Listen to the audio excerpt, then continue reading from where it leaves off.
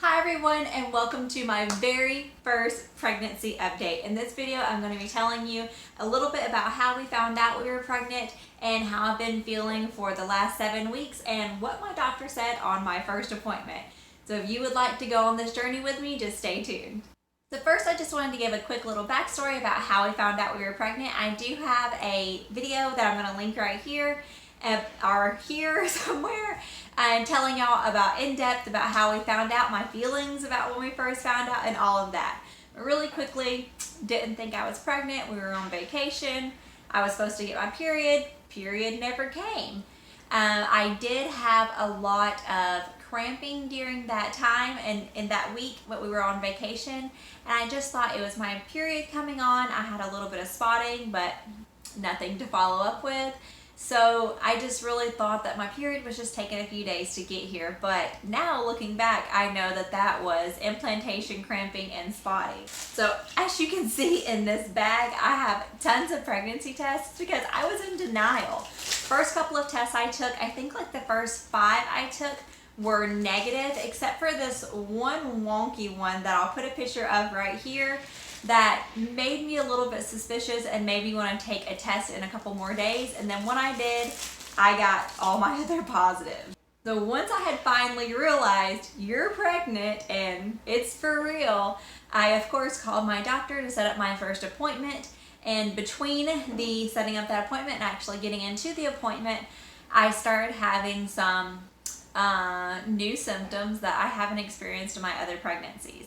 If you don't know, I have sinus tachycardia. I have a video about my heart condition and all of that.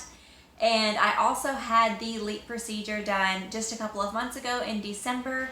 So that is going to affect this pregnancy as well. When I was about 5 weeks pregnant, I started developing this symptom where every time I stood up, I would get really dizzy and lightheaded, and I felt like I was going to pass out. I still haven't passed out yet, but I am very worried that it's going to happen one day.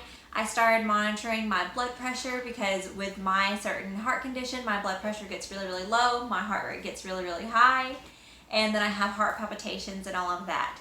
Since I have lost a good majority of my weight, the heart palpitations have pretty much gone away. So it was something that I wasn't expecting to come back so quickly. But I talked to my cardiologist over the phone, and he said that he wasn't concerned about it so far, and he didn't want to put me on any kind of medication right now. But I do have an echo scheduled for next month in August, so hopefully everything goes well with that. Every echo I've ever had has come back clear. He just wants to make sure that there's not any stress on my heart, and just keeping a close eye on me to see what's going to come. I also let my doctor know of the symptoms I was having, and that I was also having headaches when all of this blood pressure stuff was happening, and she just told me to closely monitor it. And I also told her that I was having some spotting every time that I tried to exercise or tried to be intimate with my husband. So I was put on pelvic rest and modified bed rest at 5 weeks. So that was really fun. In my last 2 pregnancies, with my first one, I spotted in the beginning. We were on bed rest until I think about 8 weeks, and then everything was fine until 22 weeks. And then I started having a lot of early contractions, prodromal labor, super early on. So I was put on bed rest with him, and I was taken out of work and had to just stay on bed rest until I gave birth to him at 38 weeks and 4 days. With my second one, I was put on bed rest until 18 weeks because of the same thing. Bleeding, cramps, all of that. I was taken off of bed rest at 18 weeks and then quickly put back on bed rest at 22 weeks again because I was having early labor signs again, and they did not want anything to happen, so put me on bed rest, and I only made it to 36 weeks and 6 days with that baby. Thankfully, both of my children were big and healthy and didn't have to go into the NICU or anything like that, even the one that was born at 36 weeks. So I was very thankful for that. But it is definitely something to take into consideration with this pregnancy. Like I said, now I've had the LEAP procedure done. If you don't know what that is, I'll have another video linked up here for that. And that is just where they find precancerous cells on your cervix, and they have to cut those cells away. So they are shortening your cervix. I already have an ultrasound scheduled at 11 weeks to check on baby again, and also to measure the length of my cervix to see if it is shortening at all. Now when I have that ultrasound, if they find, due to my past history and also if my cervix is shortening at all, I will be getting a cerclage. And that is a stitch in your cervix to keep your cervix closed during your pregnancy to hopefully prevent me from going into early labor and dilating early. So far, along with the blood pressure issues, the headaches, all of that stuff, I have been very, very tired. If you've ever been pregnant before, you know that the pregnancy fatigue is so real. And it is where I have to take at least a 30-minute nap every day. And thankfully, my youngest one still naps, and I can put the oldest one in the bed with me, give him my phone, give him some YouTube, and he lets me take a little bit of a nap. And that's how I've been getting through my day. And if I don't have that nap, by the end of the day, I am literally like, cannot keep my eyes open. Another thing that I've been experiencing is the round ligament pain. Oh my Jesus. It's so much worse this time around than the last two times. Like, I don't remember it being so severe so early on, but I was like, I know my uterus is growing definitely, because I can feel the stretching and pulling on those ligaments. Now let's talk about cravings. So when I first got pregnant, I was craving anything spicy. I do not like spicy food that much, but I just could not get enough of it. I've always thought that Flaming Hot Cheetos were gross, and I ate 2 bags of Flaming Hot Cheetos in one day. And I was like, I don't know what's going on with this, but this has to be pregnancy related, because I don't even like these things.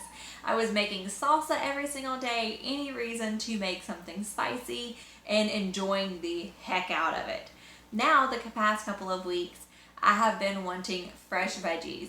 I have a garden out back, thank goodness, so I have been able to eat fresh tomatoes and cucumbers for breakfast pretty much every single day, which has been great. But more than cravings, I have had some major food aversions.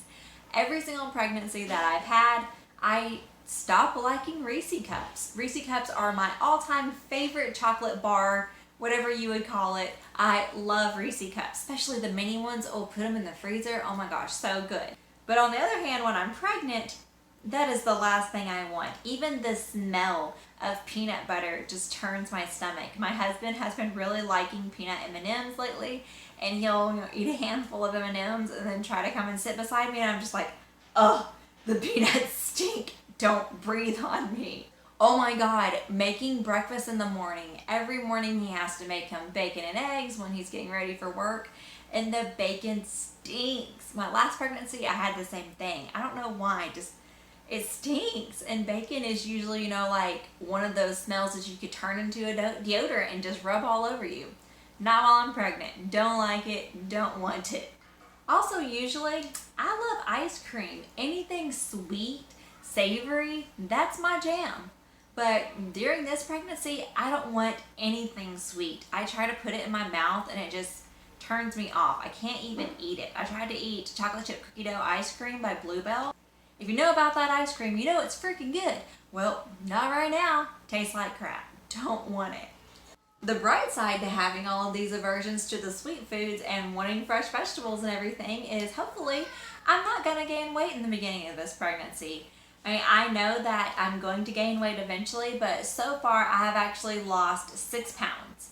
And I am not trying to lose weight in any way, but I'm just not eating all the bad stuff. And I was trying to eat good to begin with, but now I'm really eating good just because I don't want that stuff. And I'm not eating as much as I should because I'm just kind of a little bit yucky feeling all day.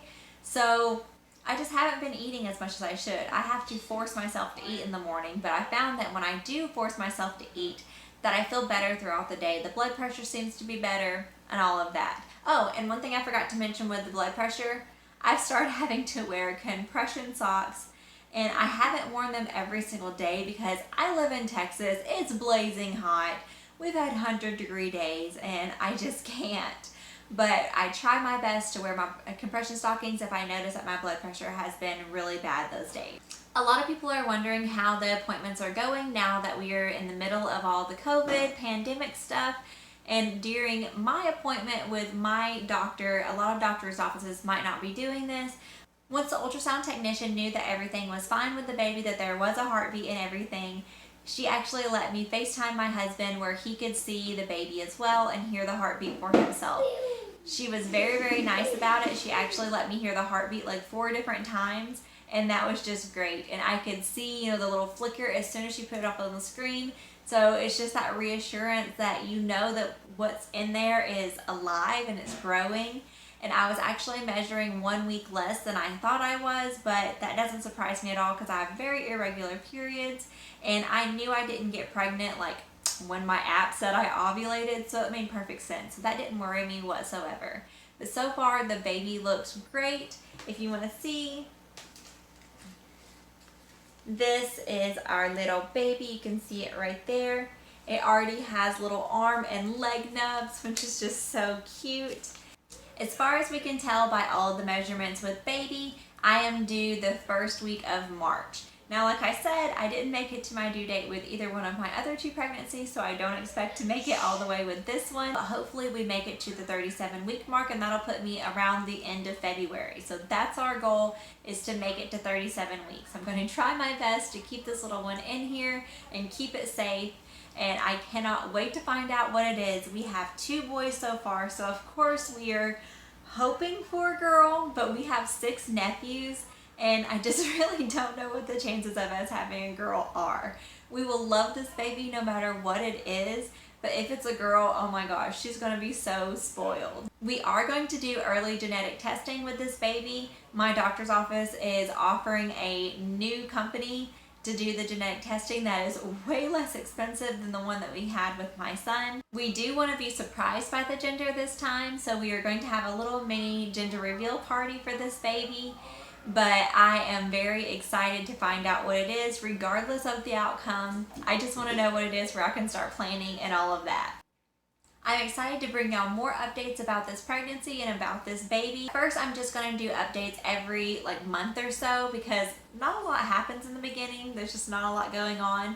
But once I get closer to the end, maybe I'll do them every other week. We'll just see how it goes. If you are pregnant as well and you are going through this journey with me, leave me a comment down below where I can find some pregnancy buddies to go through this. If anyone has had the LEAP procedure and gotten pregnant afterwards, or if y'all had the cerclage in any way or for any reason, please let me know y'all's experiences on that too, because I really don't know how that's going to go.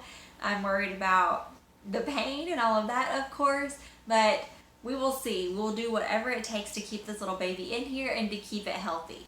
Of course, everyone wants to see the bump during these, so right now, this is not baby whatsoever. This is my last little bit of weight I have on me, but there's nothing so far. But here's our starting point. This is what we look like at 7 weeks and 2 days. So I'm very excited to see y'all in those updates very soon, and I hope that y'all stick around for this journey with me. Bye!